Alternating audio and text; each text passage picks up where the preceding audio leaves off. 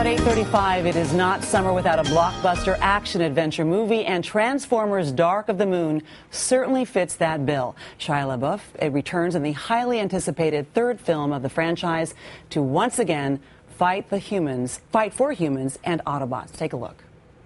Hey, I have an idea. How about we get back to the important topics, like the fact that I almost had my face cut off by a Decepticon? As a taxpayer, I'd like to lodge a complaint, as a matter of fact. Colonel Lennox, we cannot entrust national security to teenagers. If you breathe a word of what you've seen here, you will do time for treason. Do you understand me? I'll take my orders from the Autobots. I know them. I don't know you. You will. Shia LaBeouf, good morning. Good morning. Frances McDormand, that's no small change. No. That's terrific. And also that belies the truth about this movie, which is that this is the most intense action film I think I have ever seen. I mean, in addition to the fact that it's 3D, so with those glasses on, you're going 100 miles a minute, and this movie seems to be made for 3D, it seems. It's also got this fast-paced storyline and so much intensity. I mean, with all the running and the falling and the crashing, the flying, I mean, this looked like it hurt, Shia. Did it hurt? Did you get bruises from doing this movie? Yeah, always. Yeah, you always feel it. You always feel it at the end. Yeah, and amid this storyline, you also get to work with some pretty amazing people. You've got, let's see now, let me think here, Walter Cronkite, Bill O'Reilly. I'm not going to give it all away, but there's Richard Nixon and Ken Jeong of Hangover fame in this movie. Sure. You want to explain that? Or you want to let that lie? I don't think Cronkite showed up for us. Yeah, but it was, we had a really good cast, and, Malkovich and Francis and everybody who came back, it was really like a family. And you are the emotional glue in all this, because there's this intense clash of metal, this incredible story that continues.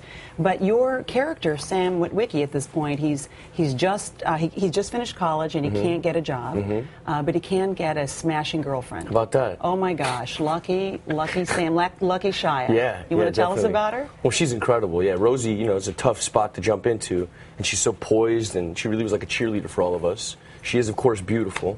But she's also really smart and really good at her gig. I mean, she's good in the movie, really good in the movie. And you must have been very happy when you saw her cast. I would guess, just as a guy, as a young man who... Sure. Yeah, for all those reasons, of course. Yes, of course, for all those reasons. And I did see the movie, and she does a really good job. Is this her first acting gig? First ever, yeah. Yeah. Meantime, one name that's noticeably absent, we just saw a picture of her, is Megan Fox. And with all the stuff aside about why that was, did you miss her? Yeah, she was a friend of mine, I love Megan. And, we spent 4 years together, and these are hard-fought movies to make. You really get battle-tested. But I think it was beneficial to the storyline, because what happened in the second movie is the two characters became synonymous, and Sam became less heroic. There's no damsel in distress anymore. There's no one to be heroic for, especially when she's vetted like he is. So bringing a new, fresh set of eyes actually selfishly benefited my character. Meantime, there's a wonderful, really, I think, honest article about you in Details magazine. Maybe you might think a little too honest. I mean, you talk about, having a dad who wasn't always there. But you also tell this really lovely story about your dad and your mom and you, being raised poor, trying to make money, dressing up as clowns to sell, shaved ice? Yeah, snow cones. My dad used to we had a big freezer, industrial freezer. He used to make these big bricks of ice, we'd shave them, put syrup on it, dance around, juggle, smile. My family, nobody wants to buy anything from fighting clowns, Right. So it was always like everybody was very, my family was always very happy, and at that young age, you don't know the difference between a performance and reality. How old were you? 3, 4.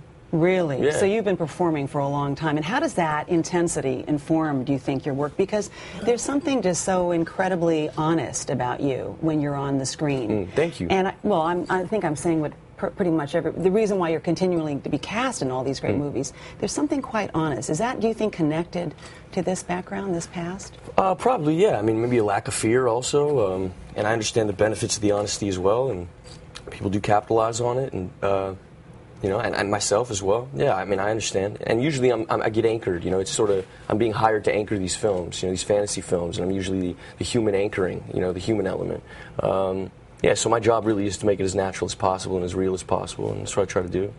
You also have made a turn into directing at 25. A kid, no, that's well, pretty. Yes No, it was a Kid Cudi video, right? And yeah. You directed it. Yeah. Yeah. So is this like the new you? I mean, No. are you? No, well, what is the you? I mean, the thing about it is that you've really made this splash with these sort of great movies for teenagers, and you've also done, you know, some indie movies, but you're 25 years old and you're already doing this stuff. So what are you going to be at 75? Who are you at 75? Walter Cronkite, I'm hoping. Are you? That's what I'm aiming for. Definitely the hairdo. I want the hairdo, if anything. No, but this was like, you know, it's like a chance for me to go follow my heroes around, kind of, you know, like a Cameron Crowe type of thing. It wasn't never wanted to, you know, it takes a certain attention span to be a director, and I have an actor's attention span, which is about a window of 3 months. You know, it's very difficult. Mike's been working on Transformers for upwards of 7 years, you know. Well, you know, the attention span increases with age, so give yourself some time. I hope so. All right, nice to meet you. Really great to meet you. And Transformers 3: Dark Side of the Moon opens in IMAX today.